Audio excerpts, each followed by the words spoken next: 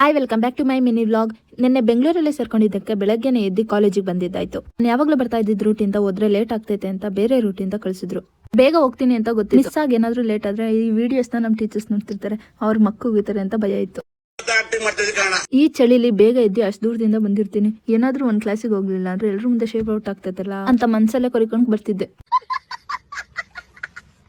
ಇಷ್ಟು ದಿನ ಕಾಲೇಜ್ಗೆ ಹೋಗ್ಬೇಕಾದ್ರೆ ಮೇಲ್ಗಡೆ ಬಸ್ ಸ್ಟಾಪ್ ಇಂದ ಕೆಳಗಡೆ ಬಸ್ ಸ್ಟಾಪ್ ಒಂದಿನ ಹೋಗಿರಲಿಲ್ಲ. ಇವತ್ತು ಬಸ್ ತಗೊಂಡ್ ಮೇಲ್ ನಿಲ್ಲಿಸ್ತು. ಎಲ್ ಟೈಮ್ ಆಗ್ಬಿಡ್ತೈತೆ ಅಂತ ಭಯದಲ್ಲೇ ಕೆಳಗಡೆ ನಡ್ಕೊಂಡು ಬೇಗ ಹೋದೆ. ಇವತ್ತು ನನ್ನ ಲಕ್ ಹೆಂಗಿತ್ತು ಅಂತಂದ್ರೆ ಎಲ್ಲೂ ಬಸ್ಸಿಗೆ ಕಾಯ್ಲಿಲ್ಲ. ಹೋಗಿದ ತಕ್ಷಣ ಬಸ್ ರೆಡಿ ಇತ್ತು, ಕಾಲೇಜಿಗೆ ಬಂದೆ.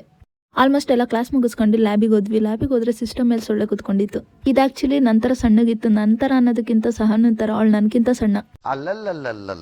ಲ್ಯಾಬ್ ಮುಗಿಸ್ಕೊಂಡು ಆಚೆ ಬಂದ್ವಿ. ಮ್ಯಾಮ್ ಇನ್ನ ಕ್ಲಾಸಲ್ಲಿ ಇದ್ರು, ಅದಕ್ಕೆ ಒಂದ್ ಸ್ವಲ್ಪ ಬಿಸಿಲು ಕಾಯಿಸೋಣ ಅಂತ ನಿಂತ್ಕೊಂಡಿದ್ವಿ.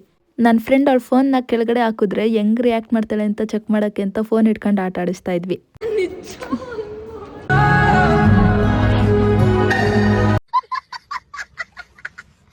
ಎಲ್ಲ ಕ್ಲಾಸ್ ಮುಗಿಸ್ಕೊಂಡು ಬಸ್ ಹತ್ತನ ಅಂತ ಬಸ್ ಸ್ಟ್ಯಾಂಡಿಗೆ ಬಂದ್ವಿ. ಬಸ್ಸಲ್ಲಿ ಕುತ್ಕೊಂಡು ಯೋಚನೆ ಮಾಡ್ತಿದ್ದೆ, ಈ ಆಂಟಿ ಜಡೆ ಎಷ್ಟು ಉದ್ದ ಐತೆ ಅಂತ. ಆದ್ರೆ ನನ್ನ ಜಡೆ ನೋಡ್ರಿ ಇಟೇಟ್ ಉದ್ದ ಐತೆ.